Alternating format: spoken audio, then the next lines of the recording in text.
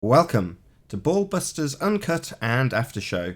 I'm your host Nathan Oakley, and if you're new to this channel, or you've not done so already, then be sure to subscribe and hit the bell notification icon to keep up to date with the Flat Earth debate. If you'd like to support this channel, there is a super chat that runs alongside each of these shows while they premiere. There's also PayPal, Patreon and crypto link in the info box below the video. Now, I'd usually do a quick shout out to all of the people who do support me on Patreon, but unfortunately we have been plagued with technical issues. So I'm hoping that a minute into the pre-show I can actually get this live recording going and we can start broadcasting on the Quantum Eraser channel. So I'm going to try this again, hopefully with a few jiggery pokery changes. I've managed to get this work. We will soon find out.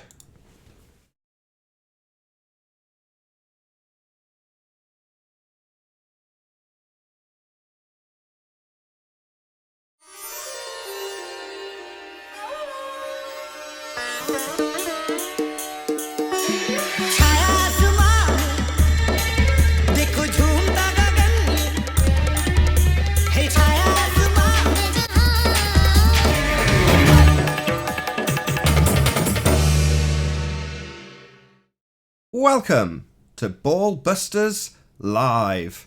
I'm your host Nathan Oakley, and if you are new to this channel, the Quantum Eraser channel, then be sure to subscribe and hit the bell notification icon to keep up to date with all the Quantum Eraser goodness.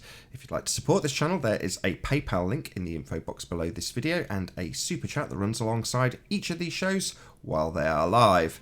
Now, we are joined by Paula, Chocolate Sane, Arwin, 10th Man, and Quantum Eraser himself. Very good to have you all. Welcome to BALLBUSTERS. Good evening. Hello, hello. Hello, hello. Good afternoon. Hello, what's up? You forgot Ranty and Anthony. Are they both here now? Yes.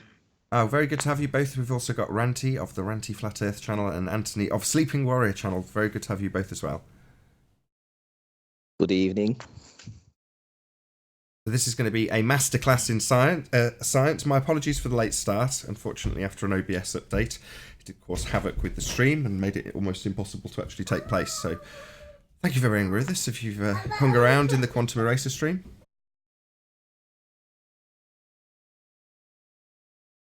Yeah. So it's working. Everything's golden. You found it.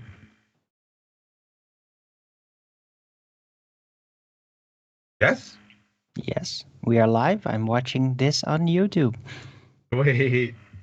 So I'm going to have some surprises for me later on, since I did the same thing. So I might be calling you guys back, but cool. Good job, Nathan. Under pressure too, man.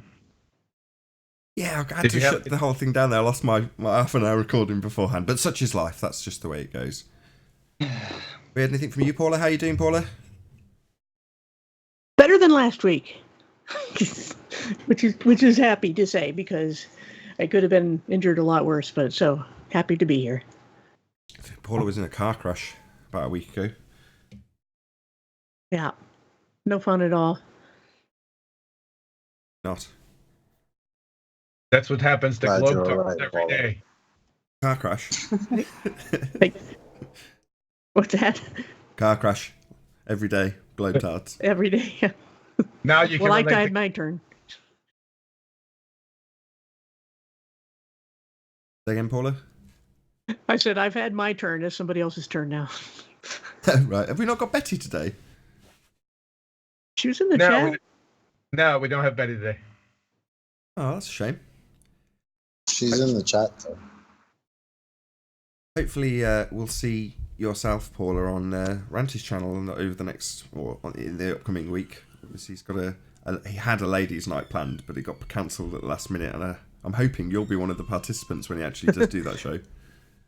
Well, half the time I don't get notified, and the show's already on when I get there. But yeah, I did find that one eventually, and wondered why there were no ladies on panel. But then I figured it out, so it's all good. Well, what's up? What's up with the notification issue? That's been an ongoing problem, like for the past 6 or 8 months. Are they going to fix that, or what? No.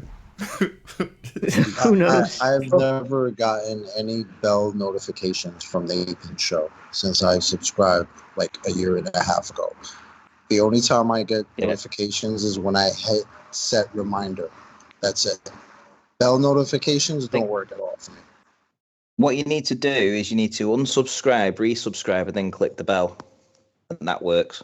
I've Because I noticed with Nathan that I was unticked on the bell, and I'm like, well, no, I wasn't. I had the bell ticked like a month ago, and when I checked today, it was unticked.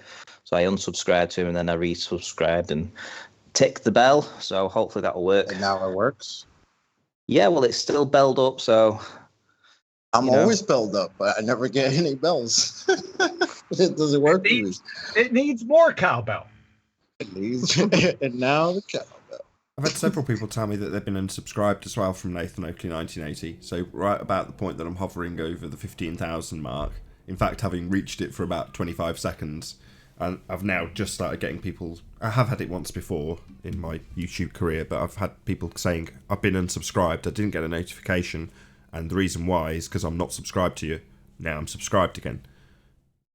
So people are being unsubscribed from Nathan Oakley. I know other YouTubers have the exact same thing, as have I in the past, but it's one of those things that's just frustrating, and there's not a great deal you can do about it. Do you want to plug your channel full name there, Nathan? Of course, I'm on my channel, so Nathan Oakley 1980. Subscribe today for Flat Earth Debate. Enough foreplay yet, John? Nah, that's not enough foreplay. We've been going for like 28, 28 minutes. That's not enough for me to keep doing. We do know that Nathan likes to come in like a wrecking ball. Right, demonstrating that inertial reference frame. Me and Miley. Please, let's not do that again. We got There's it. a meme for that. I made a meme for I've seen it. I should hope so.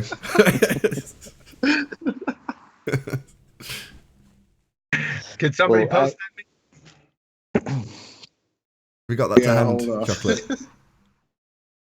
I did a stream just before announcing when I'm going to be doing the Loch Ness test.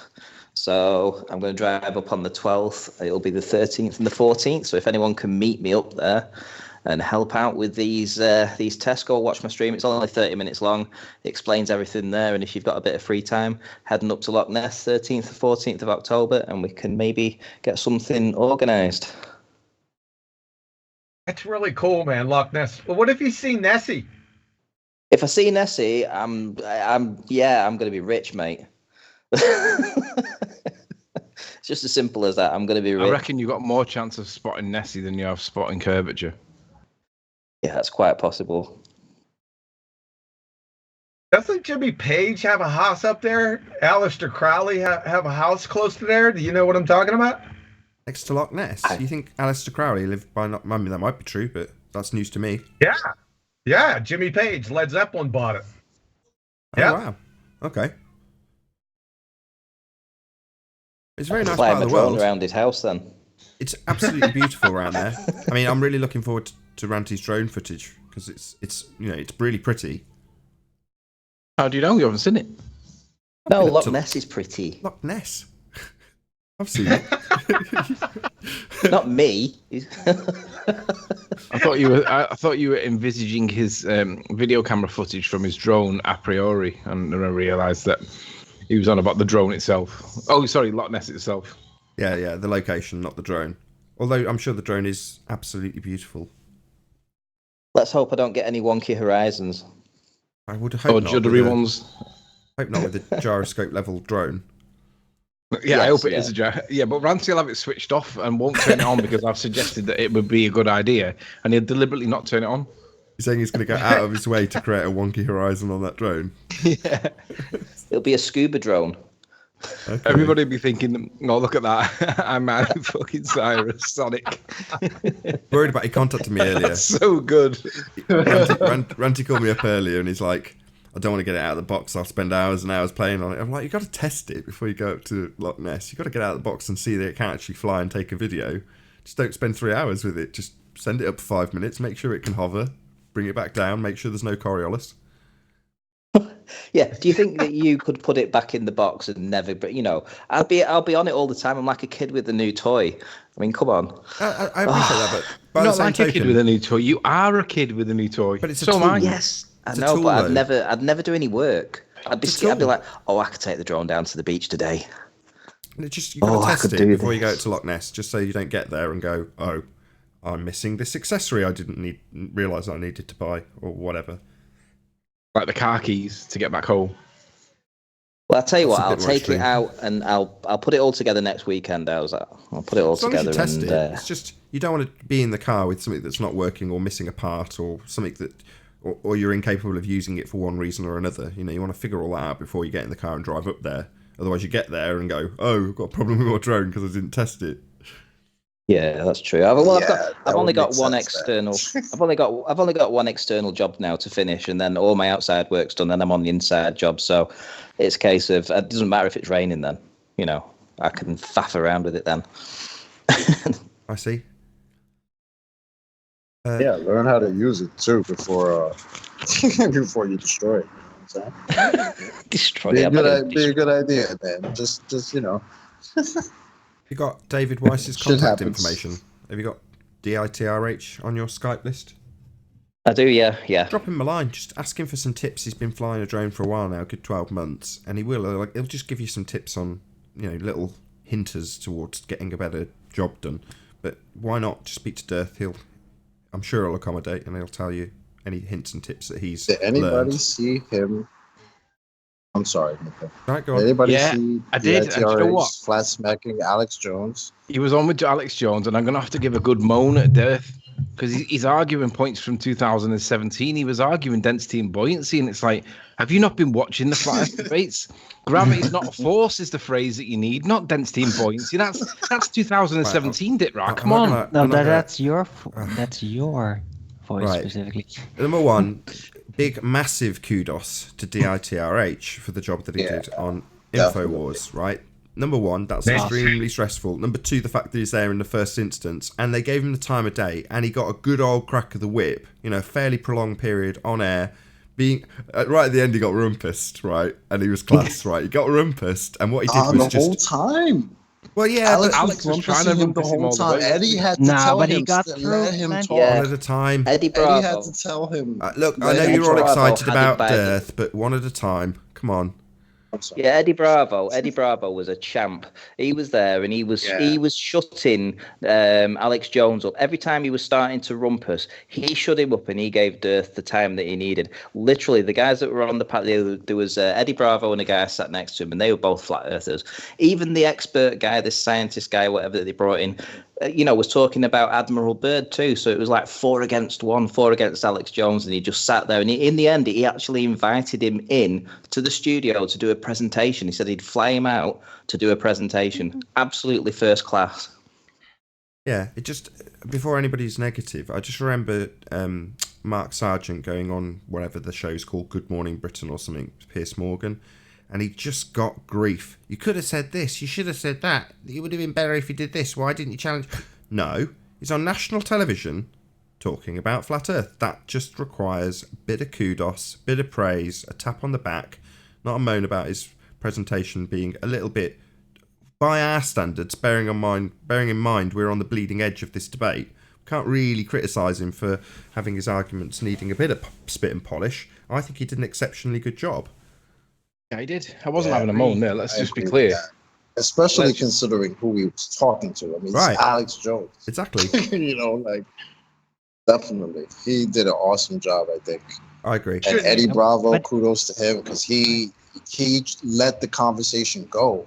But the amount of times that he had to stop Alex and say, hey, let him talk. Yeah, You know? Like, Mhm. just be reasonable. The other guy was a little, I don't know. He was a Loud. little much at times. Little But- loud. Yeah. So, Just for the avoidance of Yeah, doubt, I but- wasn't complaining. I was simply saying that he's behind the times. That's all.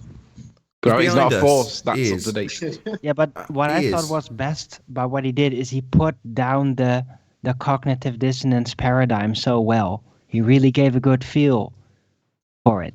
And Well- Alex didn't successfully interrupt him at it. He really tried. I mean, Ranty called me up about this earlier and said, why don't you chat to Dirth? He's obviously hot topic at the moment. And I said, well, I've spoken to Dirth plenty. I've done loads of interviews with him. There's loads of stuff with me and Dirth on this channel. Well, this isn't my channel, on my channel. Anyway, I said, why don't you talk to him? Because the only thing I can think of that I would want to talk to Dirth about would be negative. And there's no need. You know, he does watch the show. He gets these arguments. No, he's not living it day in, day out like we are. But so, in other words, that's kind of surplus to requirements. It's not necessary for me to do that with Dirth. But Ranty, on the other hand, would just kiss his arse, blow a bit of smoke up his arse, which is what it needs, man. It needs to be out there. Kudos, Dirth, man. Good job. Bloody hell. Yeah. Shouldn't you recuse yourself from an assessment? Say again? Nathan? Shouldn't you recuse yourself from this assessment because of bias? It's a new word. Recruit. Well, say that word again.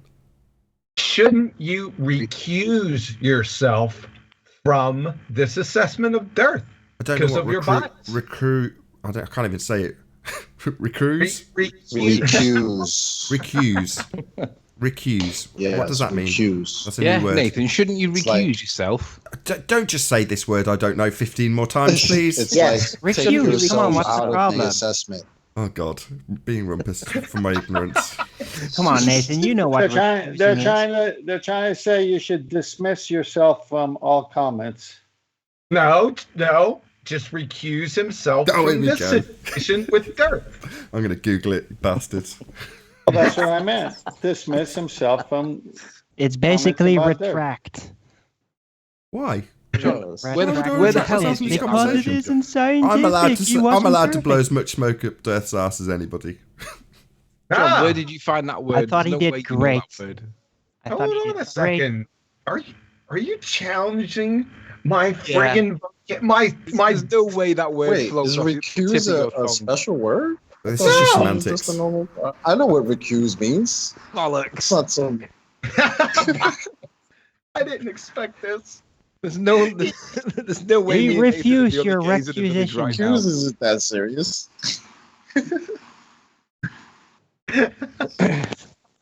The best way to explain recuse is like if you've been charged with a crime and you've got somebody that the opposing lawyer, let's say, knows you. Well, the opposing lawyer might have to recuse themselves from obviously doing the trial because he knows you and he might be biased towards you. So Right, that's pretty close. I got the definition up.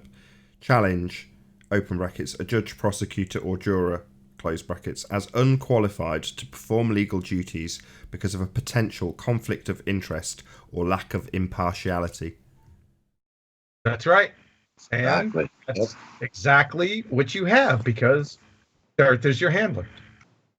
Yeah, that's true. Getting the script from him does kind of leave me a bit Yeah, he biased. does write the script. That's true. Well, let's draw a line under this and say that for 2 hours, Flat Earth was discussed on Alex Jones's channel, InfoWars, which never in the past has allowed anything to be talked about Flat Earth. So it was a massive win. It gets out to about 1 million people. Easily, 1 million people are going to see that. So that's just fantastic. I agree. Yeah, 3 flat earthers on the panel talking to him. That's pretty big. In one shot. Well, Oh, here we go. it technically wasn't the first time, but it was definitely the best time, with the most information being brought across, with the greatest depth. I thought it was the most successful time. But hey, there's been flat Earth activities there before, you know. Yeah, Savanier spoke to Johnny Bravo, right? Right, and also Owen Schroyer, his wingman, as it were, in the operation. He also discusses flat Earth at times, and he's a globe skeptic, outspoken about it. Haven't you heard? Ooh. I don't watch Alex Jones. Well, I mean, actually, I watch Dirth, so A little I watched story it. about that. Alex Jones put a video out a few years back called Eddie Bravo Proves the Flat Earth. Now, I used to follow Alex Jones way back then, and I wasn't into Flat Earth at all. I watched that video where they sat in a pub talking about Flat Earth. A week later, I'd bought the P900 and was out doing it, and that was when I actually got into Flat Earth. Thanks to Eddie Bravo and Alex Jones. And then I met you. Oh, wow. And life has never been the same. Look at that shit. Here, Ranty, have a load of trolls. Here, have a few more. Yeah, my channel was doing very nicely till then. Thank you very much. The chemtrails and stuff, and then you come into my life. Yeah, And you really- mentioned one chemtrail and then got bummed. Anyway. Okay, I think we're all just about wet enough now. So should we get on with it? I don't know if I can turn this off. This turned out, it was a train wreck at first, but now, and that's usually the way it goes, right? From train wreck to, I like it. Continue. Or do you guys want to get started? Well, I've got to get you screen shared while I've got the. No, you're not screen sharing my screen yet. Okay. What's going on? Did somebody show that Miley Cyrus meme? Yeah, I did. Oh, jeez. Want to share Okay. it? Do you want to share it? Shout out to Okay, Zanuck. sure. Hold on. Share it. Was it Zanuck that came up with, or was it Zinda? No, it was who did the meme? It was Hyena. No. Of Who was Miley Cyrus? That conversation, was that with Zinda? Or Oh, that Zanuck? was Zanuck. Oh, Zanuck. It was Zanuck. Zanuck. Oh, okay. Did it start with Zanuck or Cinder? Oh, there we go. Somebody sharing. Hold on. Yeah, I have to That was dig. Zanuck. Right.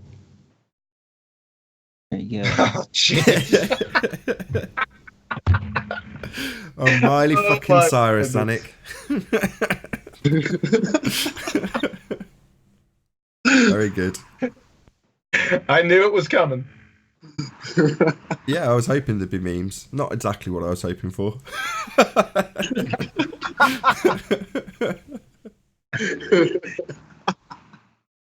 Oh, man. It's But let's get this show on the road. All right. You want let's start off. Does anyone have anything else to say about this? No. I think we're all good. All right. So listen, before we get to the Master Science presentation, which we weren't going to get through the Master Science presentation to begin with, because it's too comprehensive, it was too long, and I was going to bust it up anyway. So before we do that, I'd like to concretize my position on a subject. So Just before just you hear do, me out. sorry. Can you just stop? Just so it's taken seriously. Can you take me off screen as Miley Cyrus, please? Just for this. And then once you're done, if you can represent your screen, QE, and then no interruptions, please. Mike's all yours, QE. Yeah. Just one thing, Nathan. Can you tell me what concretize means?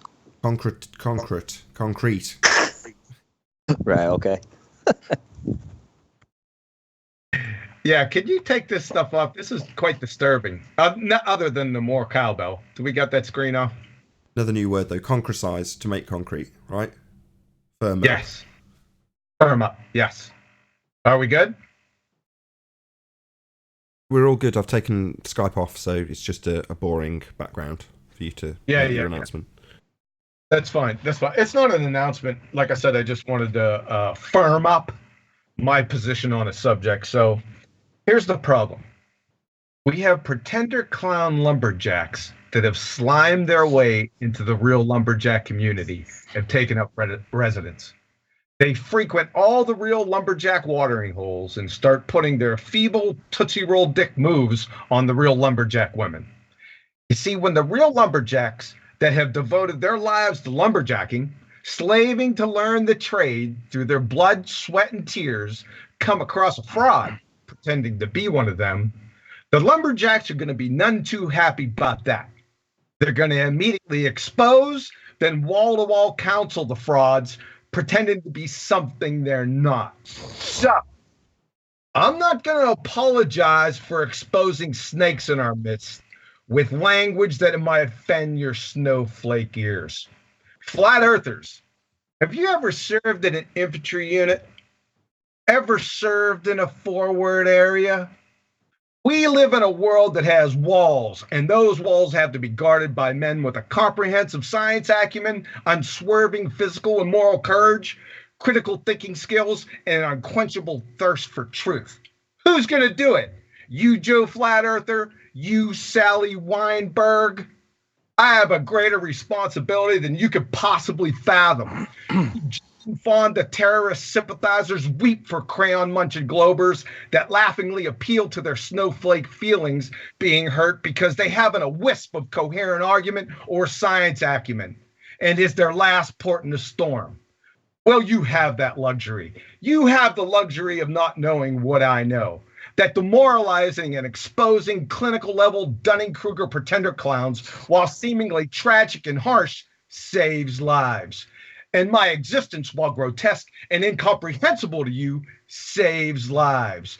You don't want to know the truth because deep down in places you don't talk about at parties.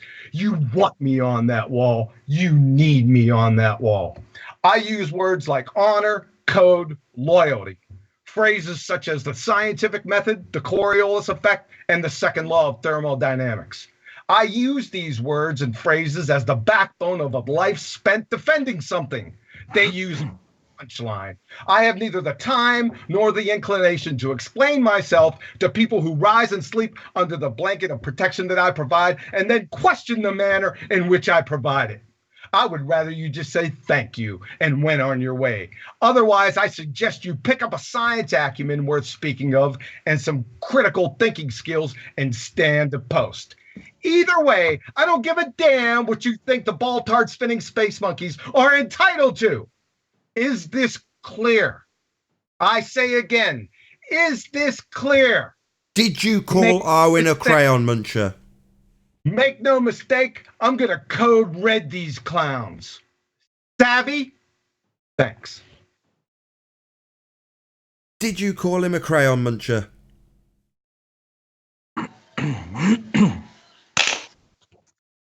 Can't handle the truth. Very good. In short, don't be a pretender clown muppet. All right, we ready for the science presentation? We are. Do it. You are presented. Everything's looking good? Yeah, try and keep interruptions till the end. Will we go to Discord in between or right at the end? Well, we'll see. Let's just play this by ear because, like I said, we started late and this was going to be too long to begin with. So we'll just play it by ear. I'll let you know. Okay. Okay. Well, ready when you are. All right. Let's start off. This is the normal, pretty standard starting off that I've been doing for about 3.5 years now. Let's go over it. And by the way, I'm not rushing through this. There's no chance I'm going to do it that way because I always feel rushed when doing this. No. This is molasses in the wintertime. So it's going to take a few weeks. Let's start it off. Paleontology, anthropology, archaeology, geology, evolutionary biology. Yeah, I'm still laughing. Theoretical physics, non-experimental. Astrophysics, astronomy, and cosmology. People, these are not frigging sciences. Basket weaving is more scientific than these clowns combined. The first 6 pretenders up here can't even get to the first step of the scientific method science. Observe a phenomenon without a time machine. So they ain't science right off the bat. That's real easy right there. The final 3 masqueraders, the ones in our genre, astrophysics, astronomy, and cosmology, they can't formulate scientific hypotheses because they lack viable independent variables. Ergo, they can't isolate, test, and validate their predictions. The dependent variable, the scientific hypothesis. People, you have to have scientific hypotheses in the scientific method to be science, right? To be a banana, you have to have potassium, complex carbohydrates, right? If you freeze bananas, it destroys B6. That's what makes bananas bananas, right? You have to have those characteristics and traits. Just like science, you have to have hypotheses. You can't get around it. The true sciences are quantum mechanics, i.e. physics, genetics, chemistry, biochemistry, and biology. Now, there's a caveat with these guys. Each claim from any of these disciplines, that's quantum mechanics, genetics, chemistry, biochemistry, and biology, must be accompanied by experiment, preferably repeated, and validating each claim. If there's no experiment with these guys, guess what? It's horse pucky. You just can't say, oh, it's quantum mechanics. No. Or genetics. And just give them your just so story. No. We need experimental validation. If you claim it, I want the experiment. So do not fallaciously indict the actual sciences as pseudosciences. If you do, I'm going to put your butt in a sling, and it's been happening for the past 3 or 4 months, and I predicted it. What's happening here is crayon munching flat earthers are indicting quantum mechanics, genetics, chemistry, biochemistry, and biology, the old Pete and Pete routine, after I've been warning you not to do that.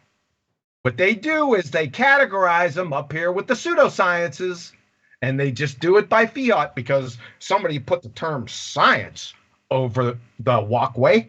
Well, don't do that, because these are just pretender clowns up here, whereas these guys with experiment are not. Does everyone understand this? I'm going to stop right here. I think this is important to stop. I never stopped at the end of this, but I'm stopping now. Questions, comments? Yeah, why did you accentuate ASS at the beginning of astrophysics? Did I do that? You did, yeah. Oh my. Moving on. I think that's spelled incorrectly, Joe. Okie doke. Maybe start ladies first, Paula? Nothing really to add. It's pretty straightforward. Science has a definition, and you have to follow it if you want to call something science. It's pretty straightforward. I really don't have something to add to that. Auntie? Chocolate? 10th man? I would say it sounds to me like John needs cowbell. Make claims. You need cowbell. Follow that up. And, I'm behind that 100%. Let's prove our claims. Let's find the actual scientific experiment that proves what they're saying. I'm okay with that. You there, Anthony? Yeah. I do have something to say. I'm looking for the file, so what I'll do is I'll postpone until I find it, and then just come back to me a bit later on when I've found it. The minute I say, the minute you say okay and you move on, I'll find it. 10th man, you got anything to add? Just with chocolate, same thing. Validation of whatever the steps you took, so everyone could see it and it could be duplicated. My actual point with that was people are fallaciously indicting the actual sciences. They're putting them under the umbrella with the pseudosciences and then throwing the whole lot out. That was my point. And it's been happening a lot recently if you haven't been listening. I see, yeah, that kind of slipped me by. So yes, indeed, when people say, science has lied to us. Well, no, science is a method, and the pretender clowns who use the banner of science, they've lied to us. So when people say, oh no, if people found out the earth was flat and how much science has lied to us, then there'd be a catastrophe in education. Science wouldn't be able to weather the storm. No, science will be perfectly fine because science is a method of establishing cause and effect. Pretender clowns who use that banner, they're screwed. Your Neil deGrasse Tyson's, yeah, he's screwed. But science will be fine. Pseudoscientists have the problem. Precisely. They don't have experiment. They don't have cowbell. Yeah. So it's easy to expose anthropology, archaeology, astrophysics. It's real easy. You just ask them for their observed phenomena and then their hypothesis. And when they start Texas two-stepping on you, that's when you know you got them in the corner. So turn the flamethrower up on high and pull the trigger. That's what you do. Now, if you try that nonsense with quantum mechanics or genetics or biochemistry, that flamethrower is going to be turned on to you. So be careful out there. Did you find what you were looking for? No, I need a few more minutes. I do have it. I'm just trying to remember what folder I've saved it in. I have too many folders. Too many hard drives, too many folders. We can move on. Well, I was going to say just to maybe kill a bit more time, I can ask Discord for their opinions. Oh, that's right. That's fine. Okay. Anybody got any comment on science and pseudoscience from Discord?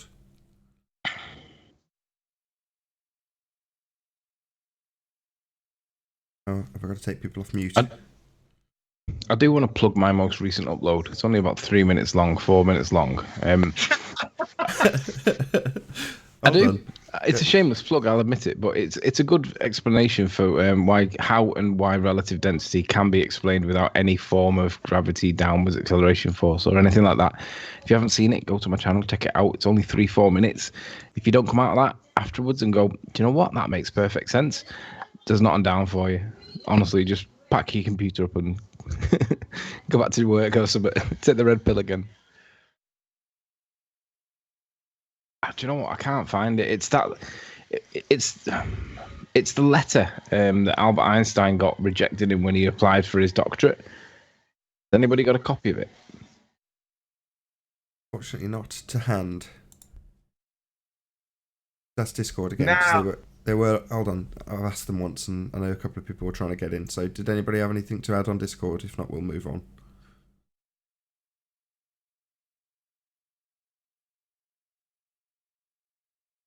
Crickets. It could be me. It could be an issue with Discord. I have constant issues with Discord. So, just give me a second.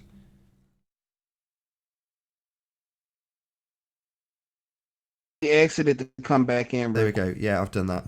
Go ahead, Travis. Or Akam Virus. I was just gonna say no science, no experiment, no science. Right on. No valid experiment, no science. Yeah, Exactly. spot on. Anything So else? if somebody presented something that had no experimental application, what would you expect any reasonable university to actually do, John? In the sense of, like accepting them onto their course for a PhD if they couldn't do any experimental application to it? They shouldn't accept them. I agree, yeah. But I'm just trying to... isn't that the whole point? I mean, like I said with the banana, to be a banana, you have to have certain characteristics or traits. Same thing with science. I mean, if you don't have an experiment or a hypothesis and the things that make up a hypothesis, then you're not science, right? Yeah. Simple as And that. where would you get an experiment in archaeology or anthropology, right? How on earth would you conduct an experiment there? You can't. Or more importantly, astrophysics. Where are they going to be presented any causes for the effects they're studying? Well, they're not. They're pseudoscientists. I've got it. Finally, the Rock has come back. Oh, sorry, wrong show. Right, I can screen share if I can. Yeah, sure. So, John, do you want to talk me through this? I have a question for QE real quick. If the out of the branches that you named, you said like 6 of them can't make it past the first step of the scientific method. Are there any of those that you named that can make it past the first step? And if they can, where do they fail at the scientific method? Like I said, none of the first, how many are there? 1, 2, 3, 4, 5. All 10 can't make it for one reason or the other. The first 6 can't get past the first step of the scientific method because they can't observe a phenomenon. Everything's in the past with these guys.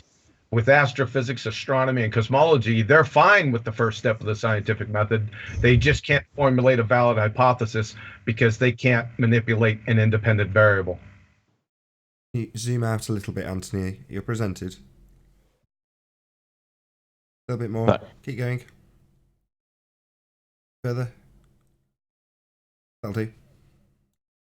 Okay. All right, so this is This is University of Bern, dated 1907, June 1907. Dear Mr. Albert Einstein, your application for the doctorate has not been successful at this time, and as such, you are not eligible for the position of associate professor. Now, this is the most important bit.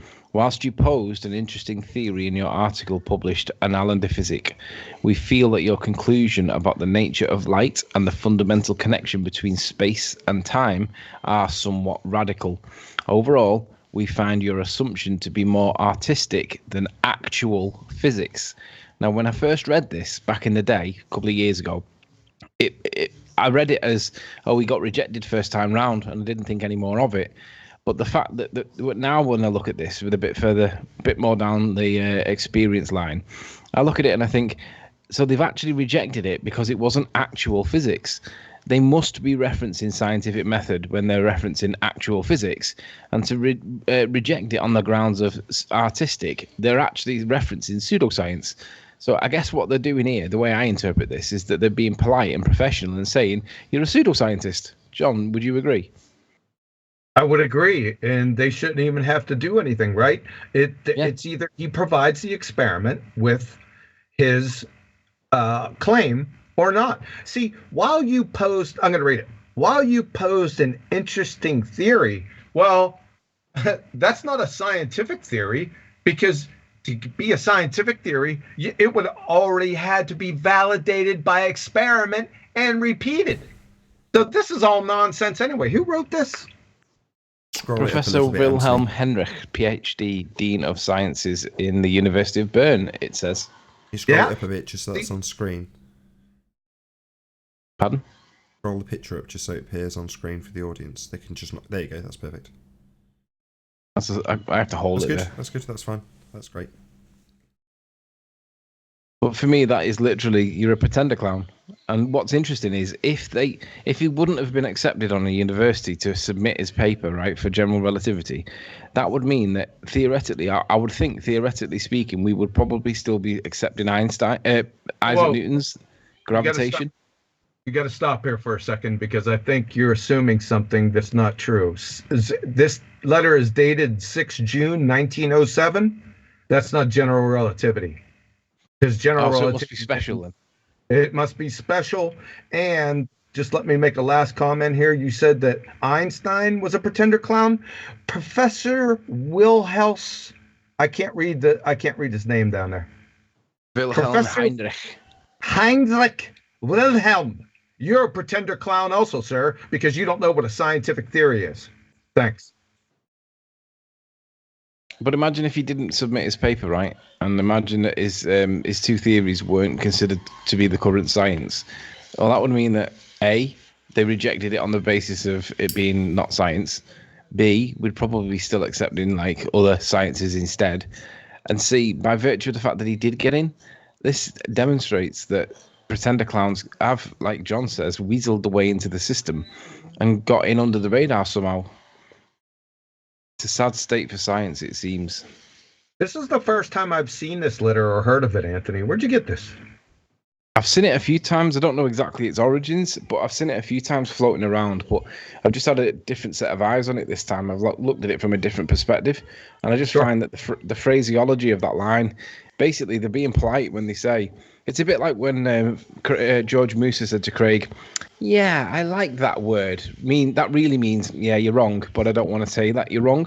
This is like the same. It's like, we find your assumption to be more artistic than actual physics. Was that an agreement there, Chocolate? Yeah. Yeah. Craig when he said the word manifest, he's like, yeah, I like manifest.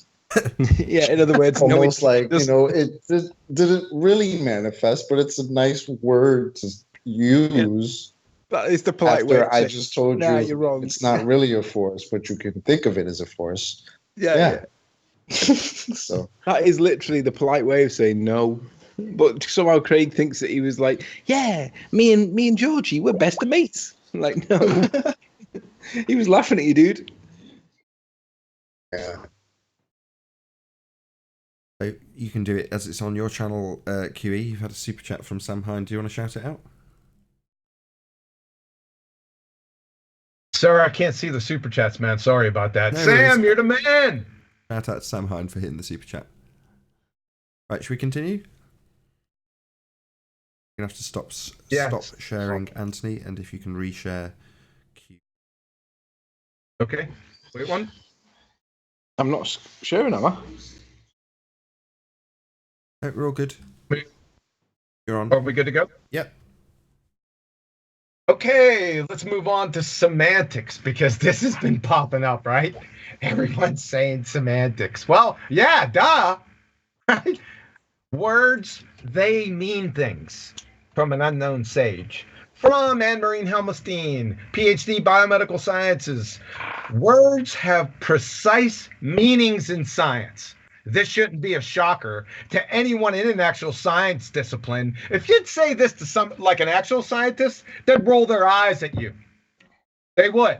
Just like Mary Schweitzer's going to do here in a moment. Dr. Mary Schweitzer, paleontologist, North Carolina State. Exactly. That's one of the things I drive my students crazy on. Words count. Words are important. Choose your words carefully. Duh. So when you say semantics, yeah. Unbelievable. You know, I'll tell you what, that's why I have them define the word. Because they think they can just say the word and it's like a get out of incoherent jail free card or something. They don't even know what it means. Blame it on Sam. The Socratic method. Listen, people, this is what this is.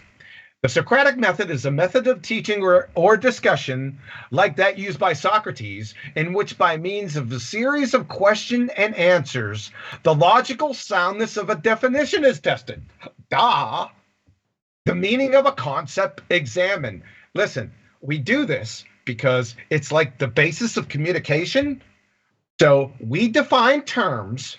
So we're all on the same sheet of music so we can communicate with each other and understand each other. If I'm talking about an orange, but you think I mean an apple, then we're not going to get really far that way. Don't you think? So yeah, it's going to be semantics. Cake clouds? Unbelievable. Quick word on this. Yeah, quick word. You mean like from us? Yeah, anybody, feel free.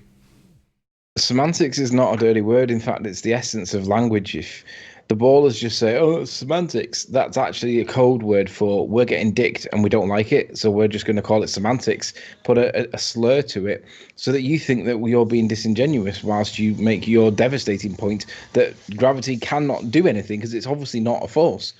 Don't let them call semantics a dirty word, because it is the difference between knowing your shit and knowing your shit. How dare you get misunderstandings out of the way? Just anybody who's in Ballbusters who wants to give an opinion on this, if you can just say yes and give it, because I want to go straight to Discord on this. Anybody? I would just agree with that. Words, yes, words have meaning. And, you know, some people get mad when we ask them to define the words they're using, but if we don't define our words, what are we talking about? How do we know we're talking about the same thing? How do we know we're on the same, on the same level, playing table? You know what I mean? So yeah, there's no reason why semantics is a bad thing. I don't get that, but okay. Yeah, that's it. Well, it all depends on the perspective on it, really, because the ballers tend to want to keep their focus on their dream. And if you get semantic, if you actually go into the real details, the nitty-gritty details, then suddenly that dream doesn't really work as well. So that's why they don't like it. Well, we like the really is level over here. Exactly. Yeah. Shout out to George Musa. Mike, the line's open on Discord. Oh, and there's a... Go ahead. Did we have a 10th man sighting? Yeah, is it okay to talk? Yeah. Go ahead. Yeah, go, man. Yeah, I was going to say, Legolas. Yes, when I'm talking to somebody and words are being used and I need clarity, I usually don't say, well, that's just semantics. I said, well, what do you mean? Can you explain it? I'm not quite understanding you. But when we're talking to ballers, they immediately refer to the word semantics and they move on to something else, which begs that they really don't care what you mean or what you're trying to say. So Well, that's the context I and they look at don't- it in. well, and they're they don't using wanna really define it for semantics in a slang kind of way, if you think about it carefully. This is also my original thought on it, is that when you say it's semantics, it means the other person is trying to catch you on a little technicality that's not actually important to the overarching argument. Instead, in reality, it is every time. But they accuse us from basically pointing at something really insignificant concerning language and then getting the argument stuck on that. That's what they mean with semantics, really. It's not really, it's the colloquial version. You know? Well, I think what I'm trying to say is if they actually care, they would keep drilling down. But they don't. They just act like cowards after they say the word semantics, and they refuse to drill down to what you actually mean. The motivation's not there.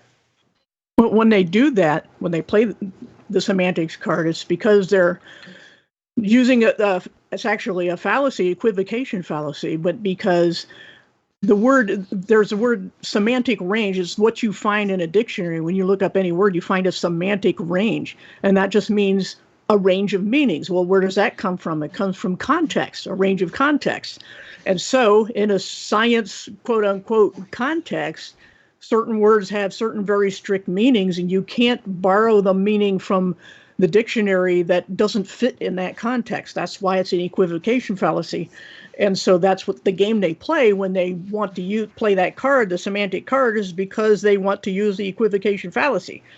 And bad logic makes bad science. It's just, you can't have, bad logic and call yourself a scientist because you're doing this fallacy. And a fallacy is an error in reasoning. And you can't have errors in reasoning in the scientific method and call it science. Very well said. Yeah, very well said. Just for summary purposes, though, if you're in a debate with somebody and they say that's just semantics, what they're actually saying is that's just words and their meanings. Right. Yeah, right. So there's a few people off mute in Discord. Feel free, your line's open if you want to add anything in this regard.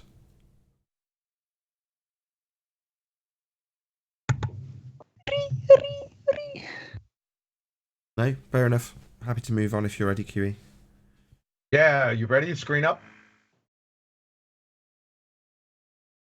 Yes. Yes. All right, so now we're on to the meat. Science. Scientia. From science and scio. Basically, what the word means is to know or knowledge, right? Then we move down to natural science because you can have a lot of sciences up here, right? To know or to gain knowledge, because you can gain knowledge depending on what that knowledge is in a number of different subject areas. But that's not what we're talking about. We're moving right to natural science. Natural science, subjects such as biology, physics, and chemistry, in which things can be seen in nature are studied, right? When we get into natural science, now we're talking about the method that we use to reach the knowledge or to know. That's what it's focused on, how we get there.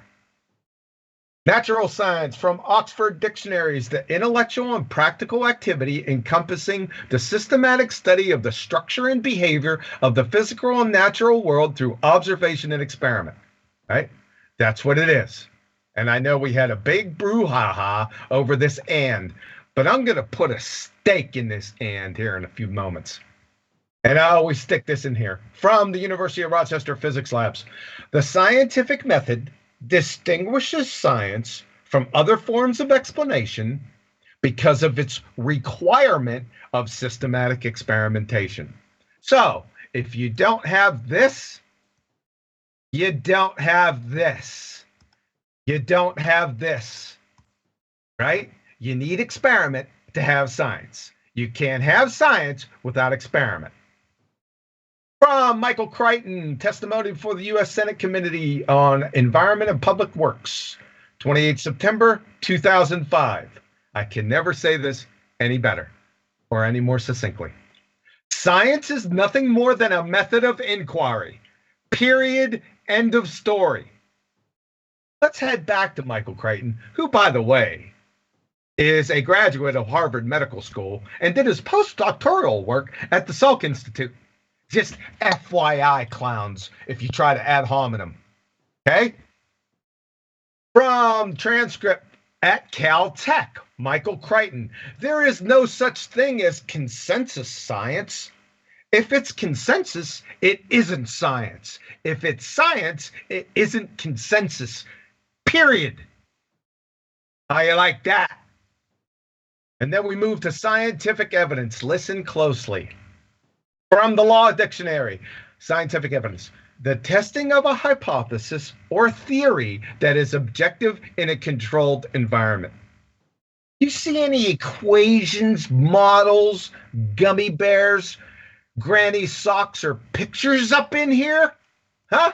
Do you see anything up in here that says that? If it doesn't, that means it's not a part of it. So when we ask for scientific evidence, we want observing natural phenomena. We want the hypothesis, right? We want the experiment, the test. That's what we want. Any questions? I'm going to stop right there. You stick to the DITRH script. He didn't have granny socks in there.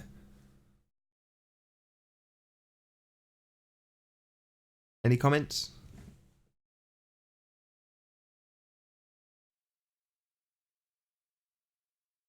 Oh, sounds good to me.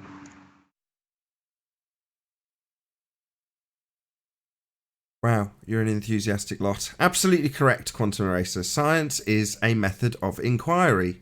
It's not the words of man. It doesn't have a body. You can't appeal to it as a consensus. It's a method.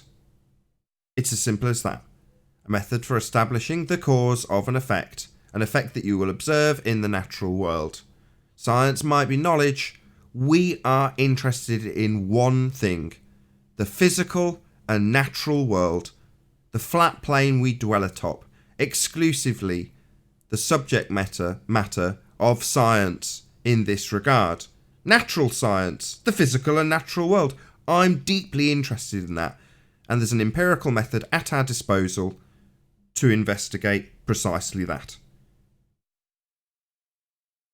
Oh, and we're going to get to the natural and physical world here in a few moments.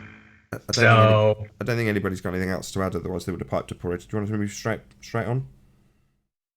Yeah, I did want to stop at the natural and physical world. Like I said, we're going to stop there. Well, let's see if we get to it, but I'm going to drop anchor there because we're going to be exposing a lot of pretender clowns. I can't wait.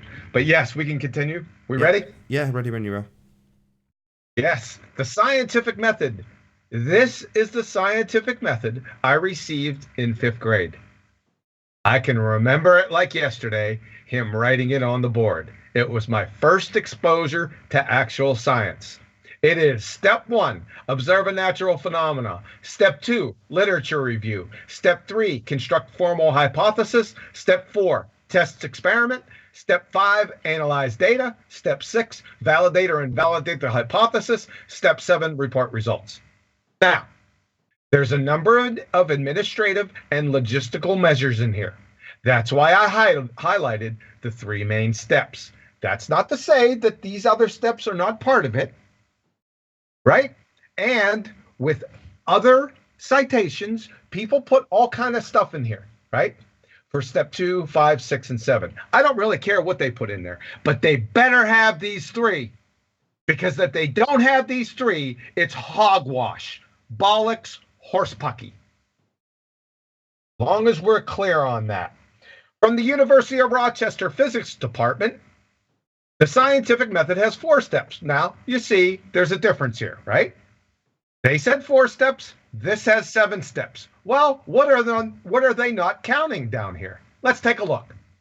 Number 1, observation and description of a phenomenon or group of phenomena. Number 2, formulation of hypothesis. Number 3, use of the hypothesis to predict, 4, performance of experimental tests. What happens is they dropped the logistical and administrative steps, and number 2 and number 3 are basically the same. So they could put number 3 back up here in number 2, and you've got 3 steps of the scientific method. That's all they did, people. Just as long as we're clear on this. Again, here we go again. So this is from Anne-Marie Helmenstein, PhD, Biomedical Sciences. The number of steps in the scientific method, that's what we're talking about.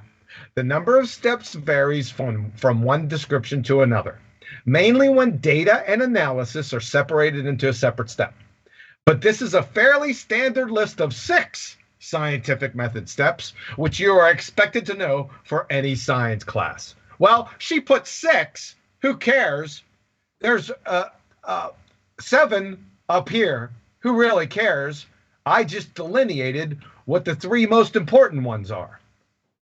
Other institutions may have other things that they add here, like I said. But if it doesn't have these 3, step 1, step 3, and step 4, then it's not the scientific method. Is that simple enough to understand? In summary, the king of the scientific method is experiment. It's birthed from the queen, hypothesis, which is birthed from the first step of the scientific method, observe a natural phenomena. The critical, indispensable steps are, again, observe a natural phenomena, formulation of a hypothesis, and 3, experiment. You cannot have science, natural science, without these 3. 66% of the experiment is the hypothesis, 50% of the hypothesis is the natural phenomena observed, which is your dependent variable. Any questions right here? I'll stop. What about the other methods? There is no other methods. As much as it was funny, and it was funny, on Darth's video, where my character interrupts and says methods, that's an inversion of the character I play transposed onto a Baltard. So a Baltard would assert that there are many methods. No, there are not. The scientific method is not legion. Indeed.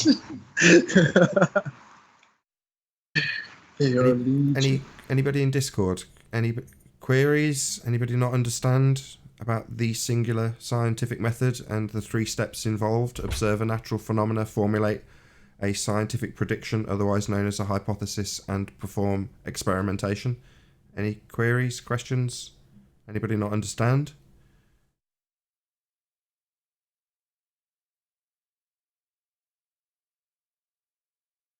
Because a lot of the ballers like to say things like, what have I heard?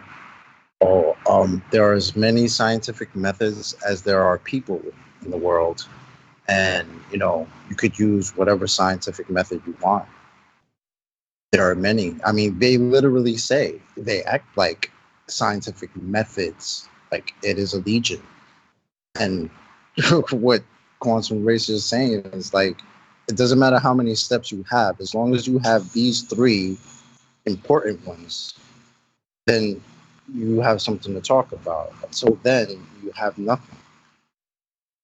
So for anybody who's lost on what Chocolate's just said, go back to the first part of Quantum Eraser's presentation when he distinguishes the difference between science and pseudoscience. You have to remember that if you're a fraud and you're claiming that you're performing the scientific method because you're a scientist, when in reality you're a pseudoscientist pretender clown who can't do anything more than observe a phenomena, in the case of an astrophysicist, then you're going to tell people that there's many methods. And your method, which isn't this method, the scientific method, observe a natural phenomena, formulate a hypothesis, perform experimentation, because they haven't got that method, the empirical method, they'll tell you there's many, because they're pseudoscientists. They're not adhering to the method. That's what distinguishes them as pseudoscientists. A pseudoscientist being someone who does not adhere to the scientific method. So of course they're going to tell you there's loads of them. There isn't.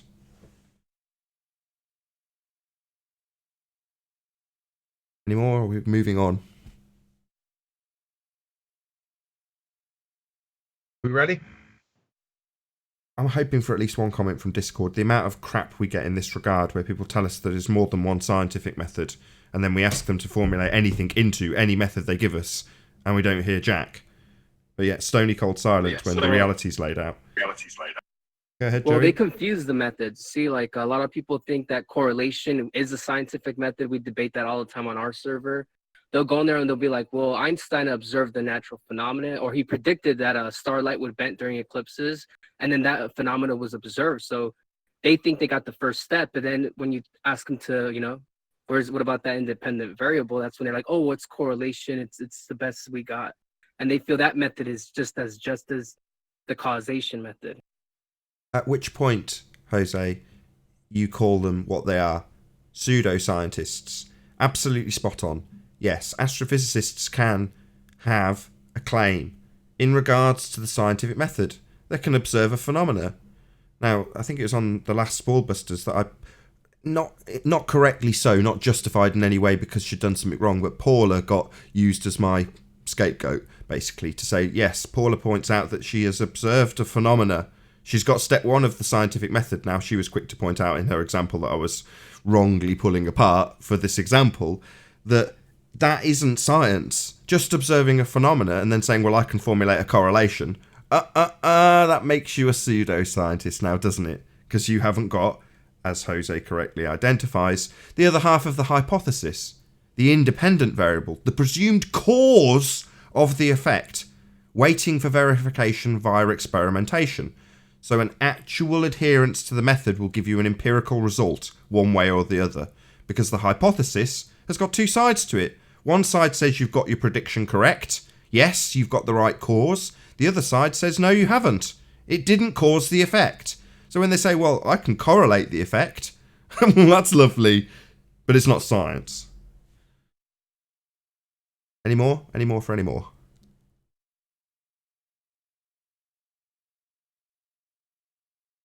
No, seems not. Well, thank you very much, Discord. Should we move on? Yes. Let me know when it's up. You are indeed up. The audience can see you. Like I said, I placed this little gem throughout the presentation, lest we forget.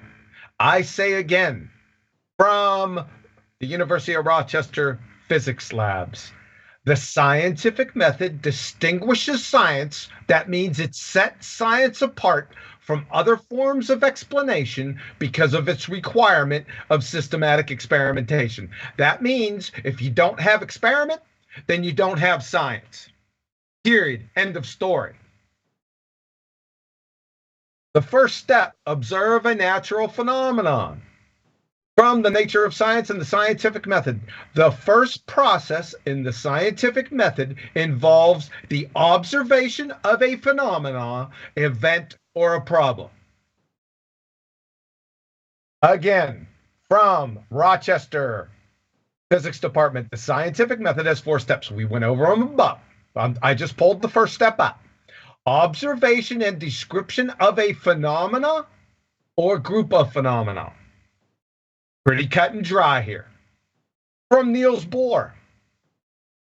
No phenomena is a phenomenon unless it is an observed phenomenon, right? You're going to have to see it, brothers. It's not ask a question from science buddies. It's not observe concrete nouns like trees and rocks and shoes, okay? It's not conjure a phenomena like black holes, dark matter, multiverses, singularities. The list goes on and on. That's not what we're talking about here. We're talking about your dependent variable, your observed phenomenon. You must have it. Now let's get, I'm loving this. The natural world. The physical and natural world. Well, let's stop off in the natural world first. Let's take a look at these definitions. From Merriam-Webster, Natural World. All of the animals, plants, and other things existing in nature and not made or caused by people. From Oxford Dictionaries, natural, existing in or derived from nature, not made or caused by humankind. Natural from vocabulary.com. Something that comes from nature rather than being man-made. From Cambridge, natural. From nature, not artificial or involving anything made or caused by people. Are we understanding this out there? Is this getting through? It's going to get through here in a couple minutes. I'll tell you what, Baltarge, you better turn away because I'm going to get medieval on you. Natural science. This is from Oxford Dictionaries. Natural science, the intellectual, we already went over this. We're going to do it again. The intellectual and practical activity encompassing the systematic study of the structure and behavior of the physical and natural world through observation and experiment. What they're saying here is the physical and natural as opposed to man-made or supernatural. And that's what they mean. I'm going to show you that right up front here in a couple seconds. Example, can you please identify the non-physical natural or non-physical man-made? Can you show me that? Those two, please? Physical denotes chemical formula or structure, charge, mass, momentum, or spin, milli, electron volts, kcals, or kilojoules. In other words, matter or energy. Natural denotes existing in or derived from nature, not made or caused by humankind. So there's not a dichotomy here.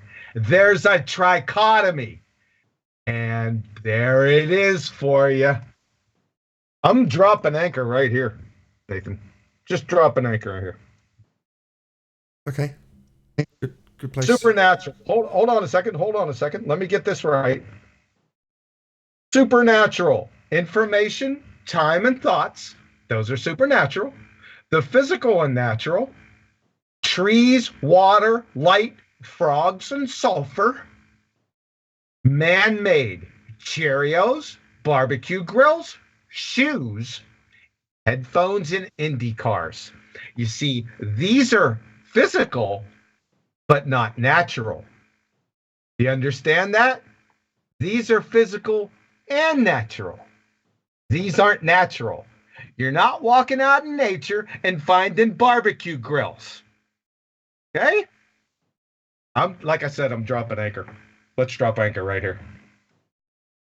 So, in essence, if you have something that is made by man and you try to establish the cause, even if it's not a phenomena in the case of shoe, but the cause is always going to be the same. It was caused by man making it. So there is no necessity for anything man-made to ever be put through the scientific method because you already know the cause. Man made it. Simple as that.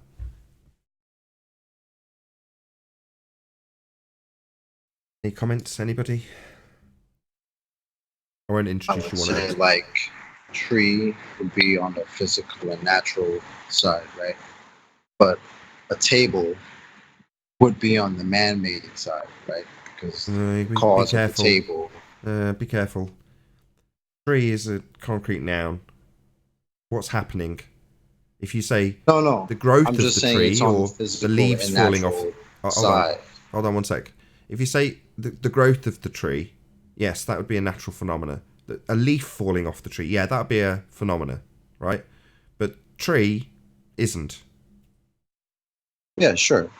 Not a phenomenon, but noun. But it's a physical and natural noun, right? That would be on that list.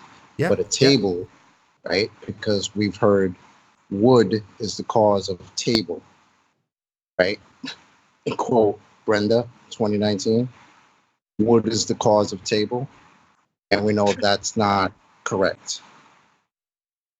Hey, Nathan, can you pull the screen up? Oh, sorry to interrupt. That's all right, I've popped it back on. Yeah, could you, I want you to pop this back on. I want it to burn itself in the retinas of the audience. We're staying here. I'm dropping anchor. Please continue. Sorry to interrupt. No. You're exactly right. See the tree. I mean, you got tree on the first one on the list, right? It's physical and natural, but a table would be man-made. I just want to make that clear for a certain somebody who thinks wood is the cause of a table. That's my point. Well, maybe let's get into the supernatural then. So let's start with time. A conceptual medium in which all things in what we call the universe take place. Put it down on the list of a supernatural thing rather than a concept. So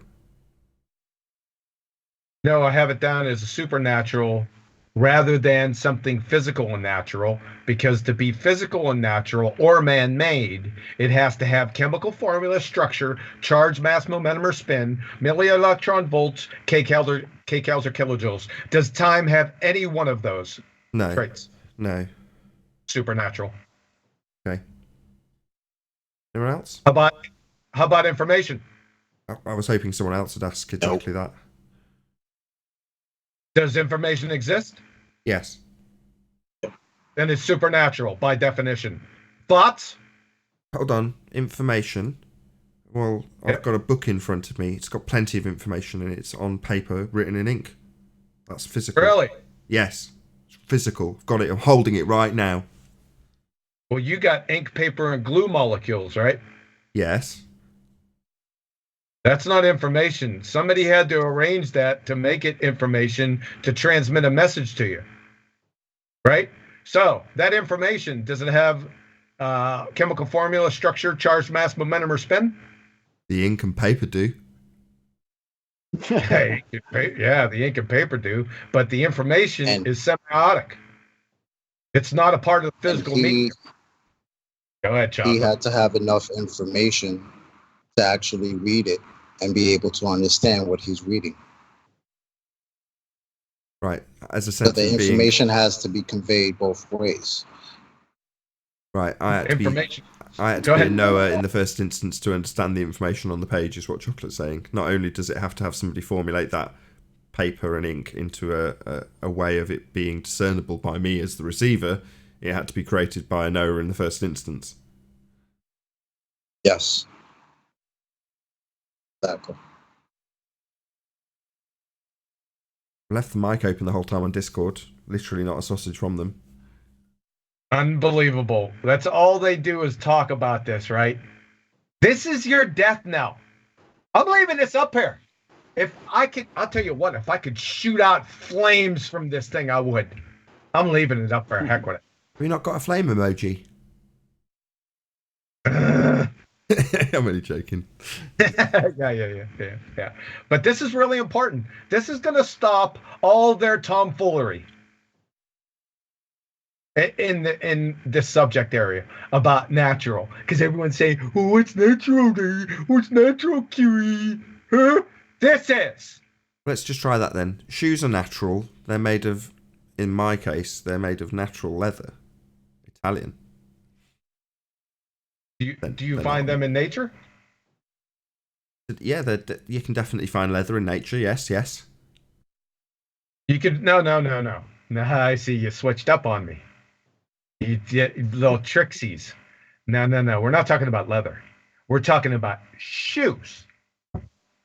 Yeah, shoes are made of leather in this instance. That's yeah. Do you find shoes in nature? That is, when you walk out in the woods or in a desert or anything, are there shoes everywhere? Do you just walk up on them and say, "Oh, I wonder if these fit"? Oh no, these don't fit. Let me try them. We should have a look. Just looked outside my window. I'm not even joking.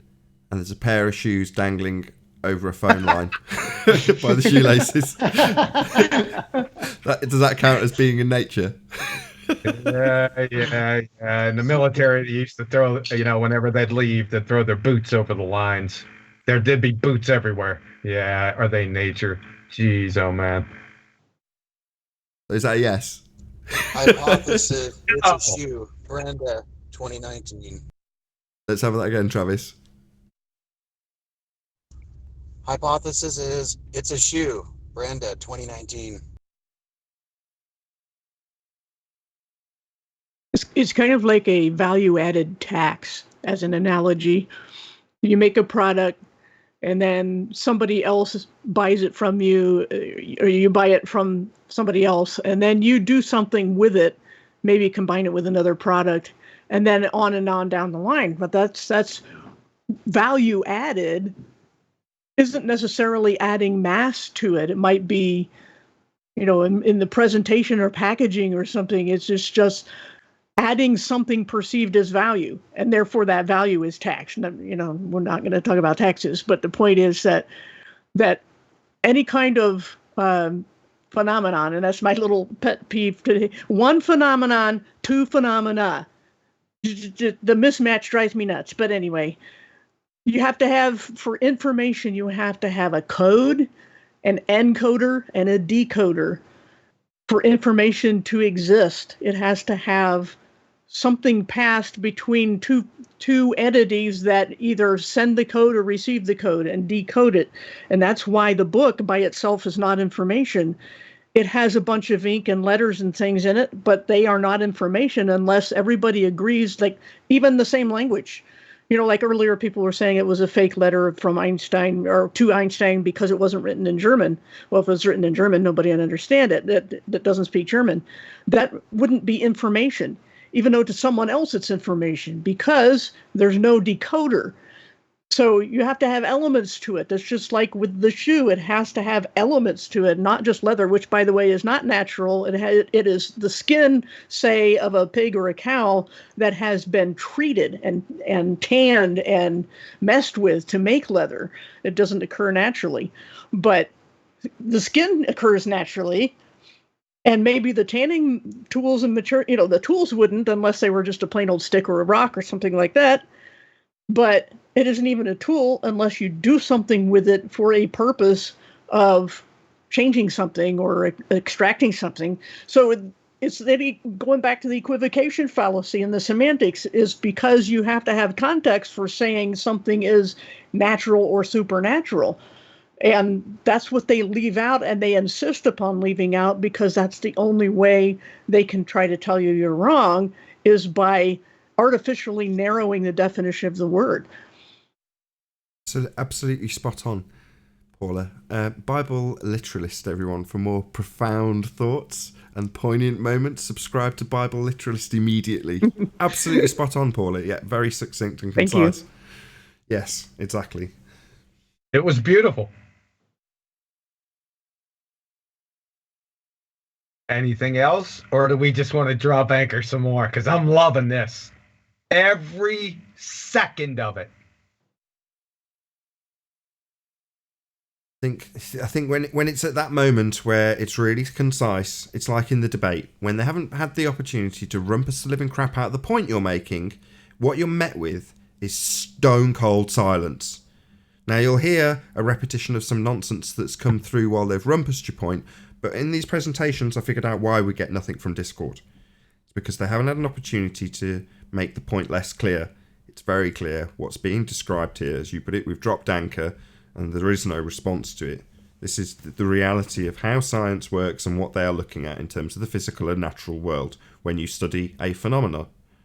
A phenomenon. No, I'm watching you. Yeah, I knew that was at me. I do it all the time. Everybody does it all the time. And it's like, a phenomenon, many phenomena, please. Spare me.